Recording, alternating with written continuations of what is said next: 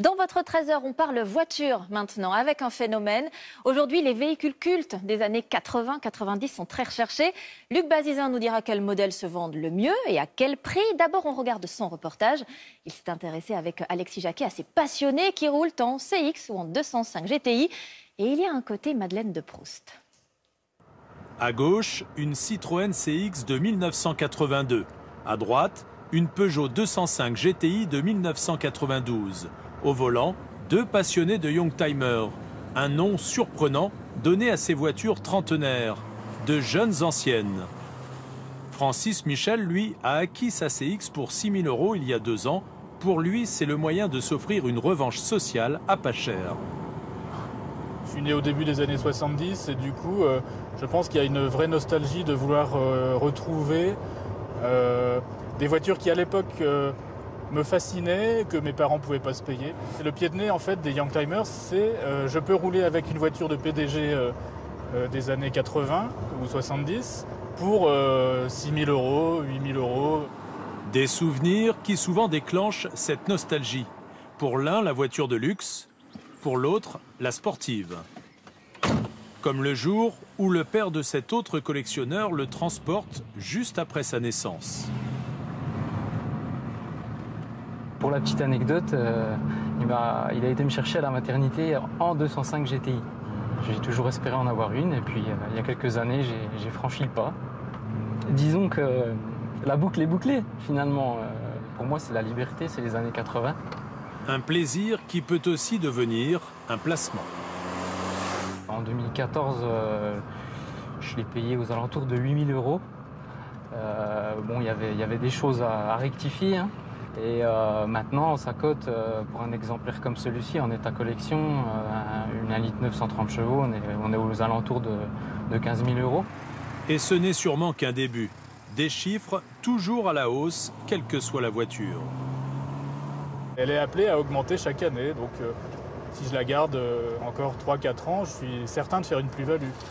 Aujourd'hui, rendez-vous chez un garagiste spécialiste de ce genre de véhicule pour le comparer avec sa concurrente allemande de l'époque, à vendre 6 000 €. Elle est de septembre 1984. Donc c'est une voiture de première main. Des voitures robustes, simples et accessibles. Au niveau technique, c'est pas l'électronique d'aujourd'hui, donc il n'y a pas trop d'ennuis, il y a pas trop de... Voilà, ça coûte pas trop cher à faire rouler et du coup il y a vraiment beaucoup de gens que ça passionne maintenant. Mais les pièces d'occasion deviennent rares. Du coup, certains ateliers spécialisés en fabriquent des neuves en petite quantité. C'est le cas de cette entreprise qui emploie 20 personnes à Chalon-sur-Saône, en Bourgogne. Dans cette machine sont moulés des enjoliveurs arrière de 205. On est sur de l'injection plastique. On a un moule en aluminium qui est parfait pour faire de la petite série, ce qui correspond parfaitement à l'enjoliveur. Le moule a été conçu, fabriqué en France, il est injecté en France dans des standards qualité qui correspondent aux standards qualité attendus par l'automobile. Il y a un marché de 1000, 10 000 pièces, c'est pas de la grande série automobile comme on peut connaître, c'est de la petite série. Et vu le succès de la voiture en occasion, la demande impose un rythme de 50 pièces à l'heure. C'est 2 à 2,5 fois moins rapide qu'en industrie. En industrie, il y a le robot qui prend la pièce et c'est tout automatisé. C'est l'avantage, nous, de la flexibilité d'une petite industrie. À 200 km de là, une association de 2500 adhérents s'occupe du musée Peugeot. On y découvre un atelier de pièces de rechange. Là sont regroupées 14 000 références, photographiées, répertoriées, puis mises en ligne.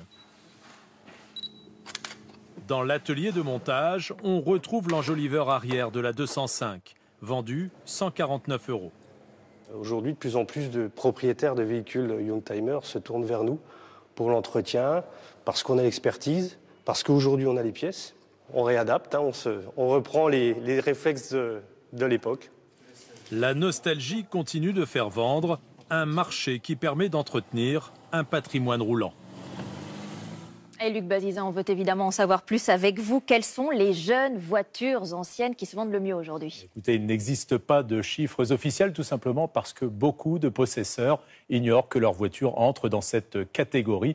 En revanche, les passionnés se tournent essentiellement vers les modèles les plus sportifs. En tête, la 205, on l'a vu, GTI, ou la Golf GTI des années 80, ou la R5 GT Turbo, les plus anciennes, qui datent au maximum des années 70, voire bien avant.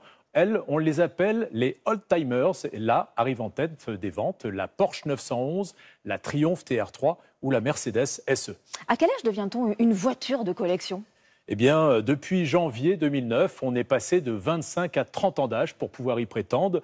Donc, il suffit, avec votre carte grise datant d'avant 1988, de faire une demande écrite à la préfecture qui vous donnera une nouvelle carte grise collection. Une carte collection. Et justement, cette carte question budget, elle apporte un plus?